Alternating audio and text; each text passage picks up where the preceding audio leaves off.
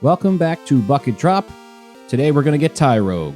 As you can see, it's now nighttime because I just spent the last half hour arguing with someone about albums. Alright, so, double albums. Not always great, right? Sometimes great, not always great. The argument started talking about what's our favorite Led Zeppelin album. My favorite Led Zeppelin album is House of the Holy. You know, it's got two bad songs on it, I'll fully admit that. The Crunge and, however you pronounce it. Not good songs. The band was experimenting, I get it. They were trying stuff out. Unfortunately, neither thing worked and both songs suck. The rest of the album is some of the best stuff they've ever done. The Rain song is my favorite song by them. It's absolutely beautiful. The first song that made me really be like, wow, I really like Led Zeppelin was The Song Remains the Same. Great songs all around. My friend's favorite album by them is Physical Graffiti, which there's a lot of good songs on it. I'll admit that. I'm not going to deny it. There's a lot of bad songs on it because I think that it suffers from the same problem. Dragon Rage. That might be. I should have waited because that would probably be more useful right now, but oh well. We've made our choice, we're sticking with it. By the time Sal evolves, he'll be stronger with Dragon Breath, whatever.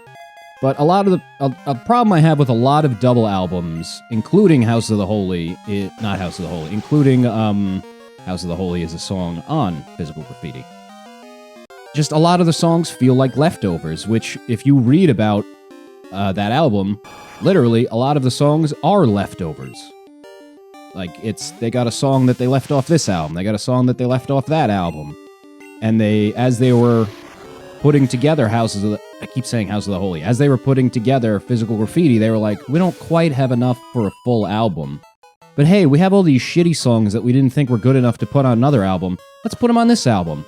So now you got a double album where half the album's great, half the album is, oh, I can see why they left these songs off.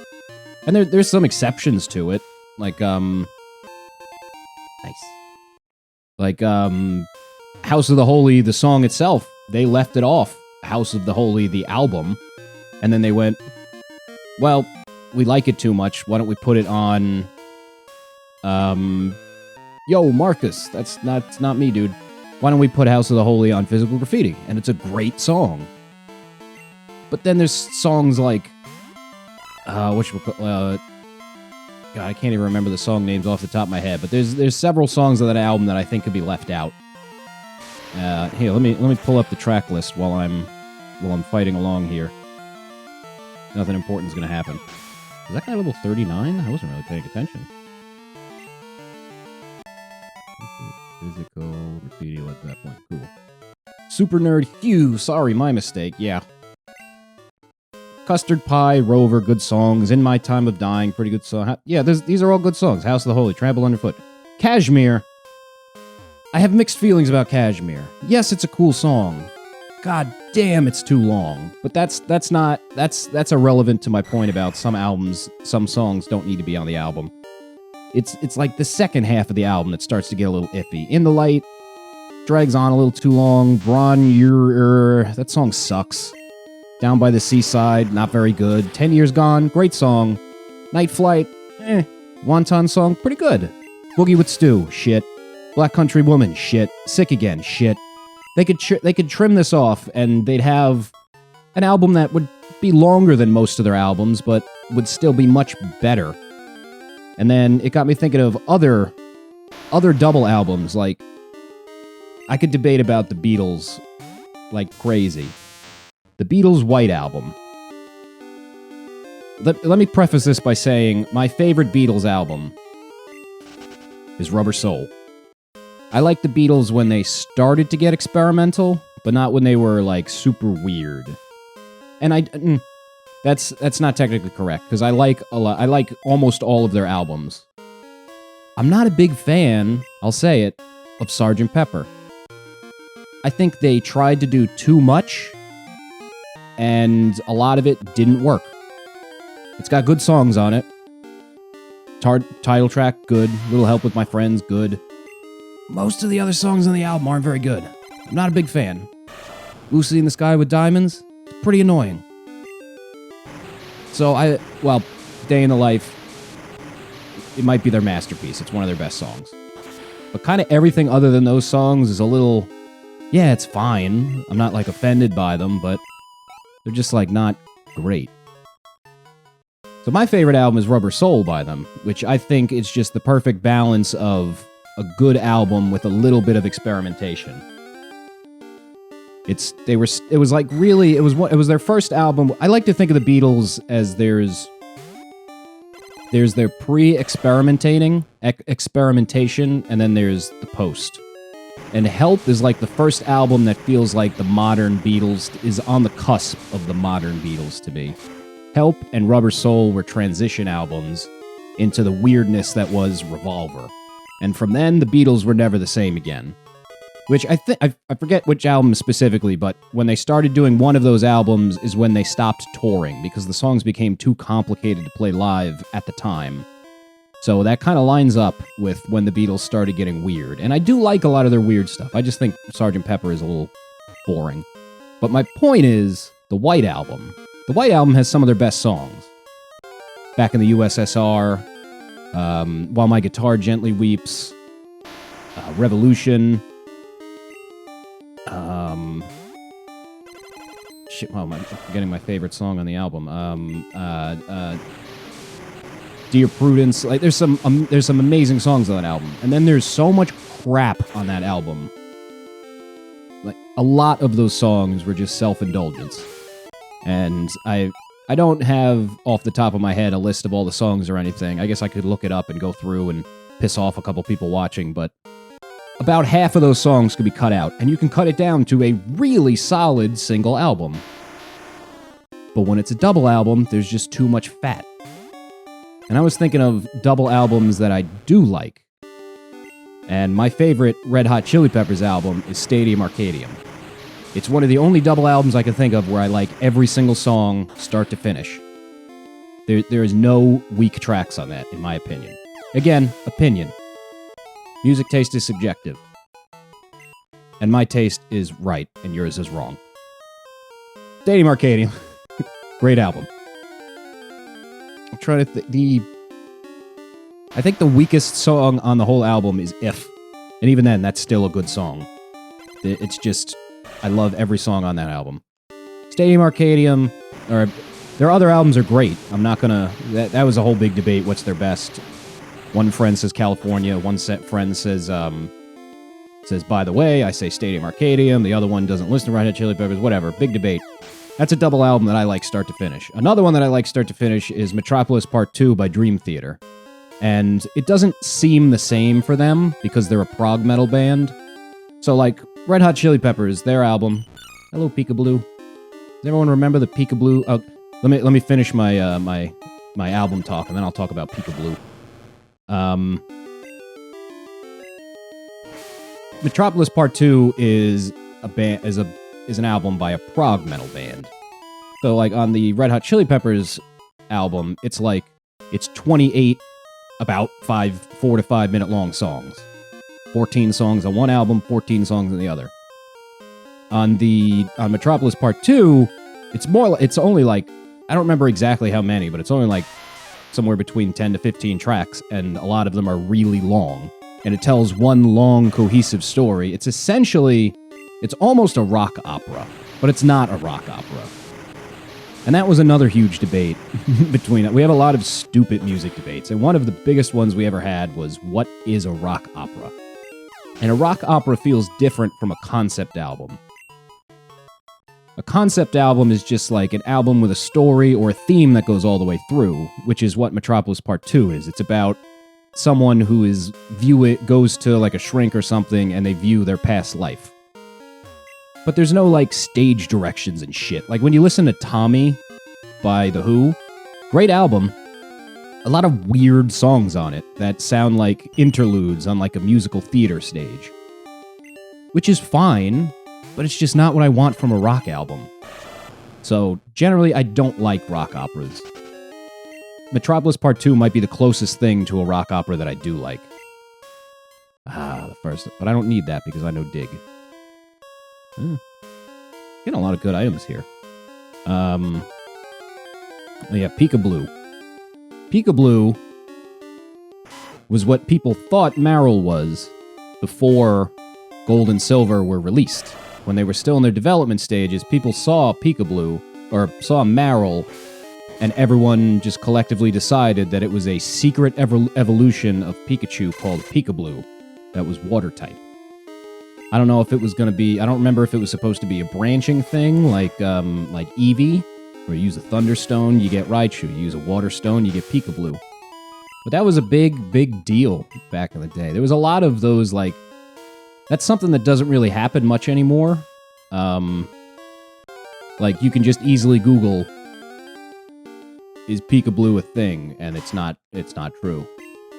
Or, well, it's kind of different. That is part of it, because, like, I don't remember how I learned that everyone called it Peekaboo, but there wasn't, like, a readily available resource like Cerebi or Bulbapedia to go, yeah, that's not true.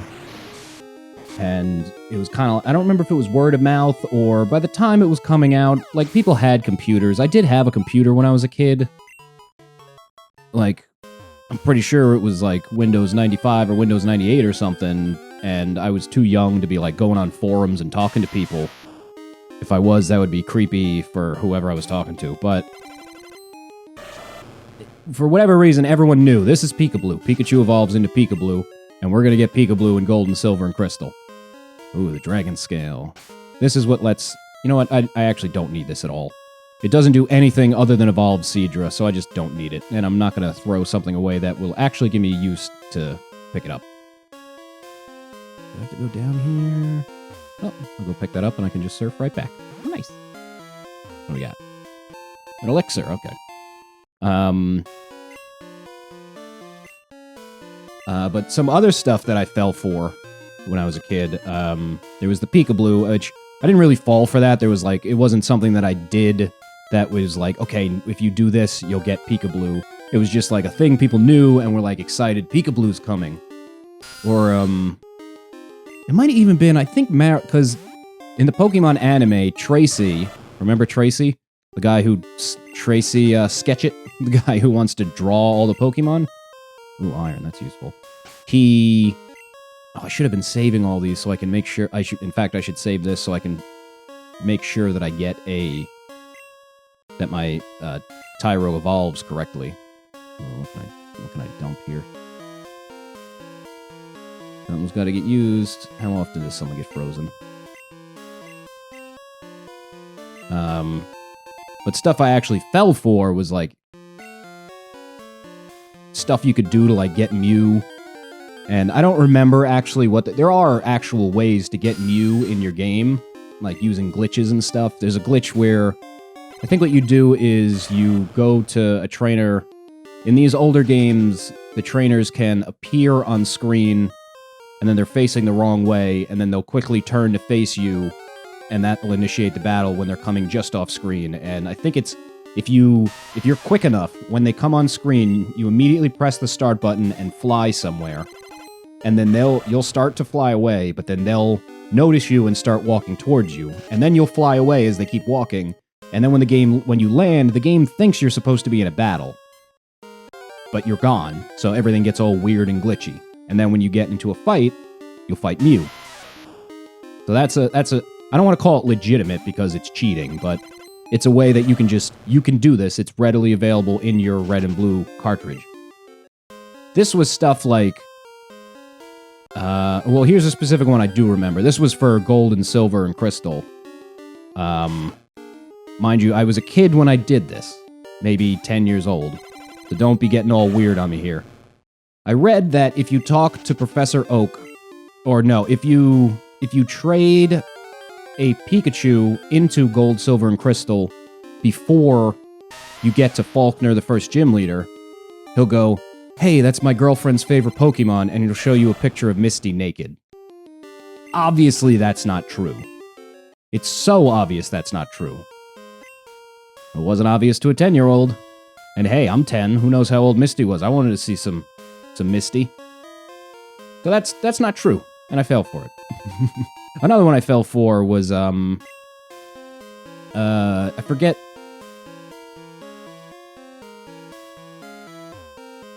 I think it was oh my.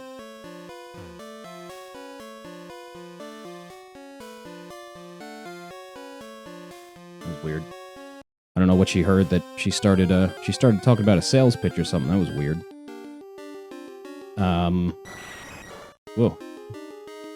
I hate these things that they're not supposed to be listening until you say the wake up word, which I'm gonna bleep out the one that I did in case anyone's listening and it activates theirs and whatever, but they're not supposed to be listening until you say the word. But obviously they're always listening because otherwise they don't know to listen for that word.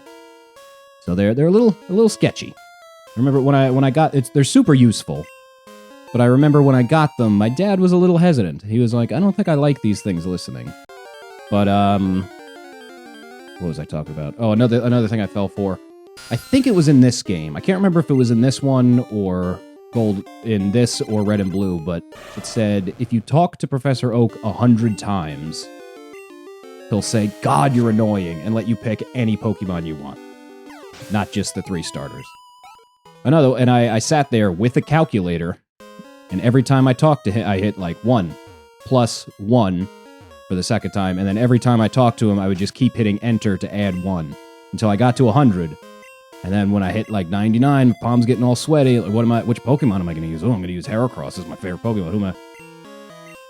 And then nothing happens. Surprise! Who could have guessed? Hurrah! All right, we got to beat the Karate King. His name Kenji? I feel like it's Kenji. Kiyo. Oh, I was close. Alright, these are going to be in the high 30s, I think. This guy is much stronger than Chuck. Oh, mid-30s. Alright, let's not get crazy here. He is, well, it's debatable who's harder to kill. One of the Chans or, No, they're definitely harder to kill than the Poliwrath. Poliwrath has more weaknesses. Kenya's gonna make quick work of this guy. Going down. Hitmonchan, that's what we gotta get. I'm surprised he doesn't have 3, because there's 3 Hitmons in this one. You got Hitmonlee, Hitmonchan, and Hitmontop. And you think they'd be saying, like, we got this new Hitmon Pokemon. Here it is, look at it. Don't you want one? Hey, Sal. Dio was defeated. Wah, I'm beaten. I'm crushed. My training is still not enough. But a loss is a loss, I admit it. As proof that you defeated me, I'll give you a rare fighting Pokemon. Ha ha! Let me name him. Yes, I want to name Tyrogue. And obviously I'm naming him Tyrone. Because I'm not creative. Tyrande? You know what? Okay, I'm accepting my typo. Tyrogue is a fighting type. It evolves into a tougher Pokemon. Keep up the hard work. I'll keep training too. Farewell. Alright, let's look at Tyrande. I love that cocky little pose. Now, Tyrogue's terrible. Well, my attack is higher. We gotta fix that. Ooh, I'm not sure. I know in the later games, when you have a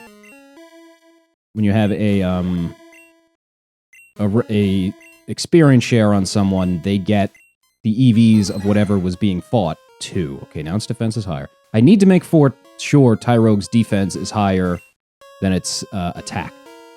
And I might have to delay the evolution for a little bit, but I think what I'll do is I'll kill a couple of Geodudes with the experience share on him to get... I'll look up what I need to do after this, and I'll keep the experience share on Sal for now, because it doesn't matter what happens with him. But for Tyrande... oh god, that's not even easy to say. For him, we need to make sure that he gets some defense EVs. And I'm not even going to bother here. I'm just going to dig my way out. Alright. We're getting close to the end here, boys. Boys and gals. Let's, alright, you know what? Let's go to New Bark Town. And have Elm give me his secret present. What could it be? And then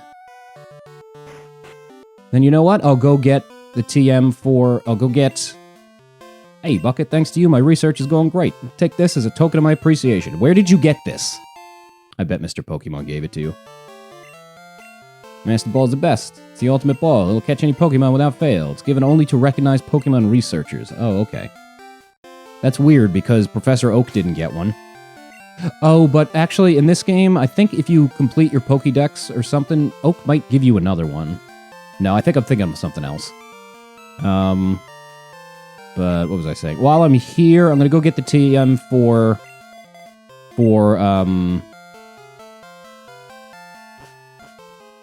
shit. The TM for Solar Beam, and then I can fly and get rid of Whirlpool, because I'm not gonna need it anymore. It's just right over here. Do you know what you just did? You taking your first steps in a cano. Check your Pokemap and see. I thought this guy ran up to you and told you, like, super excited, but I guess not. I might be remembering wrong. Now, I can't remember if it's down this waterway or if it's down the next waterway, but in one of these waterways, you use Whirlpool and you get Solar Beam, which, again, I don't have anyone that I could teach it to. Well, I could teach it to, Flareon, but I'm just not gonna. Most fire Pokemon can learn Solar Beam, and you get a nice little combo of using Sunny Day to power up your fire moves, and Solar Beam now doesn't need to charge. Okay, it is the other one. There's a hidden item here somewhere. Oh no, I forgot I already came here and we did this already. Whoops. I totally forgot we did that. I think that was a rare candy. But now we can actually go through the next part. I didn't do this off camera, did I? 'Cause I know there's a moonstone in the next... Well, I don't think I did this off camera, but if I did, I got a rare candy and a moonstone, I'm pretty sure. But now the next area you need waterfall to get through, so that's why I couldn't proceed any further. Right. Oh my god. Sometimes the encounter rate just seems too high in this game. I know I complain about that a lot, and it's been a while since I complained about it. And I've complained about me complaining about it several times, but just sometimes, man, it's just too high. Alright, let's see. There should be a moonstone over here if I didn't come in here. But I imagine I did, because if I got that other item, then yeah. We got gold beans, yeah, blah, blah, blah, blah, blah, blah, blah. Oh, before I forget...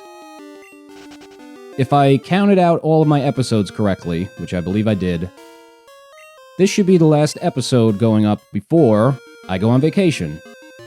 I know I haven't mentioned it before, but I am going on vacation. I'll be gone for a week.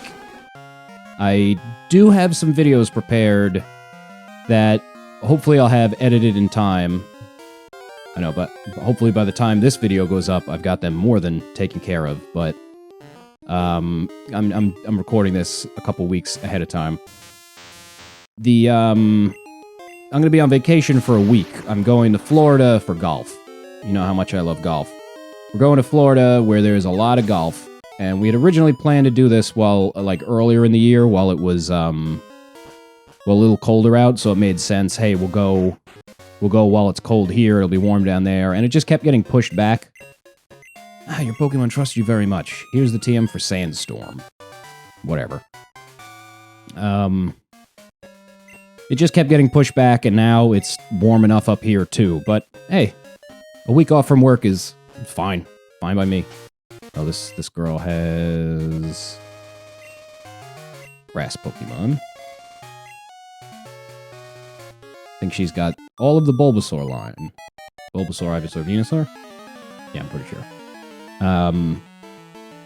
So we're flying down Saturday, hopefully when this is going up tomorrow, and we'll be back the following Sunday, 8 days. We're flying Saturday to Sunday, and we're golfing every other day, and you know, we'll all be vaccinated by then, so don't get weird on me.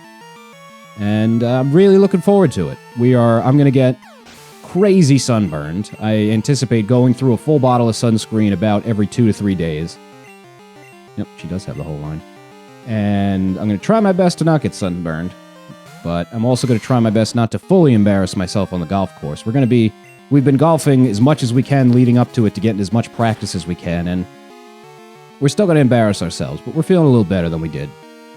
We're feeling okay. Not great, okay. Hopefully we don't embarrass ourselves too much. And hopefully we don't drink too much before we go to the Disney World course. There's Disney World golf courses, which is not surprising, but it's not something I ever thought about. And apparently they're really hard. So the day we do it, I've mentioned before, when we get pars and better, you can assign a shot to someone. My one friend that we assigned most of the shots to him because it started as a joke that became real, but we're still keeping the joke going and assigning shots to him. We just really want him to do a bunch of shots and then go golf at Disney World, because that sounds really funny. Might be a little irresponsible, maybe, but boy, is it funny. We probably won't do that. We'll save it for... We're golfing every other day so that we have time to recover. We'll do those shots on the recovery days. We're still joking that he has to do them right before, but I think we'll be a little nicer. Which is... It's going to be interesting, because generally you have a couple of drinks on the golf course. Not enough to get drunk, just enough to loosen up a little bit. And I wouldn't be surprised if you're not allowed to have alcohol on the Disney course. Courses. There's 3 of them. We're doing like the middle one. There's one that's super hard and one that's like a baby 9-hole one, which is still probably kind of hard, but we don't want to do 9-hole. We want to do 18. So we're doing the middle one. Or actually, there's 4. There's 3 there's 3 full courses and a...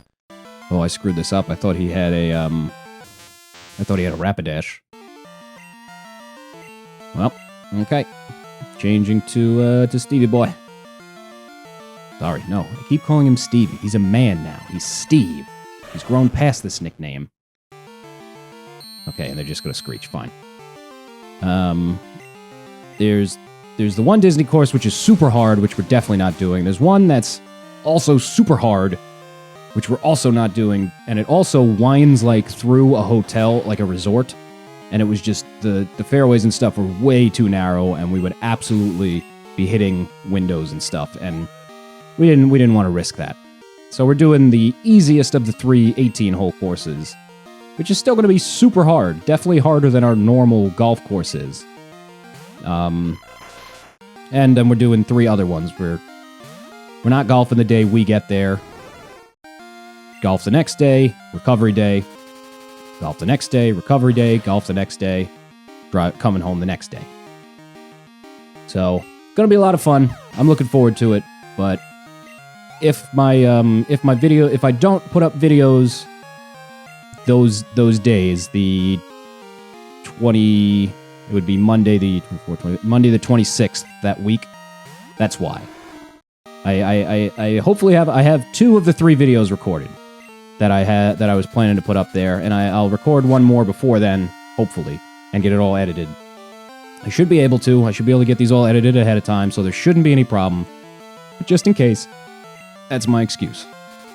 And I'll try and record a little bit to like cover the week after, because I'm not gonna want to record the day after I get back from a week-long vacation. I'm gonna be jet-lagged and tired and exhausted and just get it over with.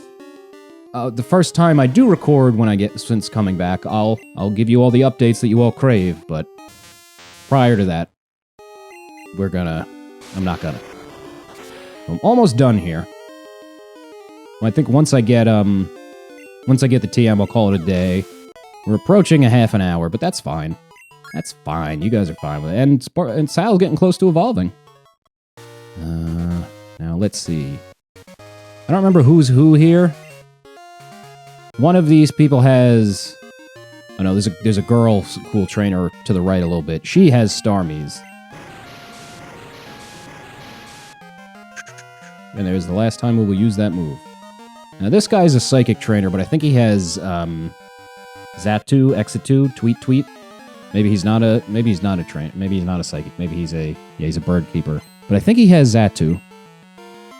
Nope, Farfetch'd. Never mind, I was just completely wrong. I had the right Pokemon type.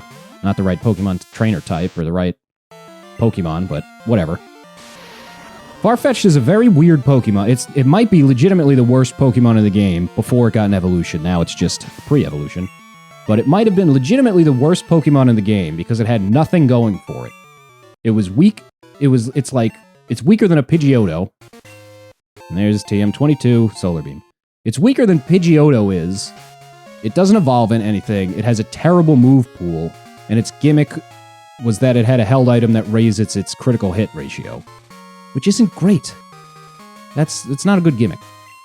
And in the Pokemon lore, people eat them. Like, it's a duck with a leek in its mouth.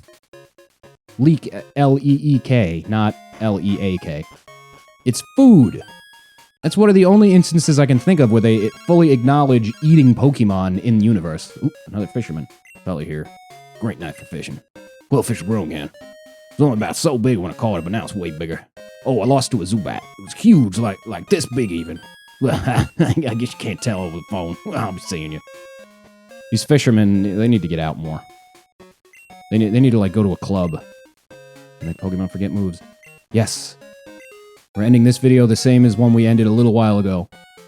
With Steve forgetting a terrible move. Make it forget Whirlpool. Yes. Pokemon forgot the move. And we're free. Alright.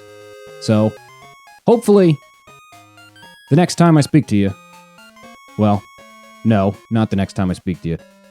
Hopefully, tomorrow I'll be on vacation. If I timed this all right. If not, this is a little awkward. But either way, next time, I think I have a couple more things I can do before we head towards the Elite Four. But we'll tackle those next time on Bucket Drop. Peace out.